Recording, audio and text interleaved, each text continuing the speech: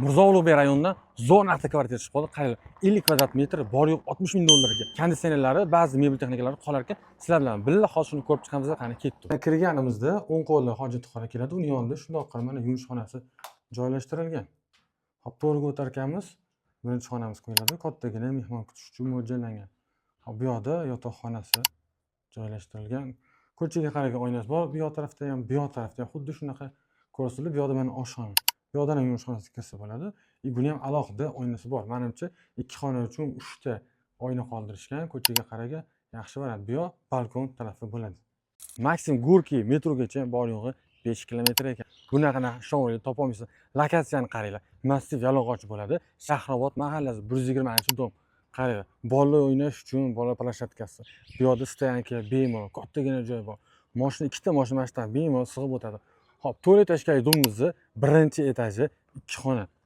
60 ming dollarga menimcha akalar zo'r variant. Hop, bu yoqda o'zini podvoli ham bor ekan. Mahallaning etanasidagi juda ham akkuratniy 7-soat kvartira qidiruvga tashlashga tez jo'natib qo'ying. Hozir men egalari bilan talashdim, narxlarni yumshatdim.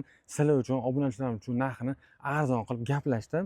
Menga obuna bo'lib qo'yinglar, sizlarga shu kvartiralarni arzon narxda qo'yishda davom etamiz. Bu mahallada o'zi bunaqa kvartiralarni 65 ming, 70 ming sotishayotgan ekan. 60 ming deyishyapti, yana kelishtirib berib olishadi. Qiziqqanlar uchun men pastdagi raqamni qoldiraman.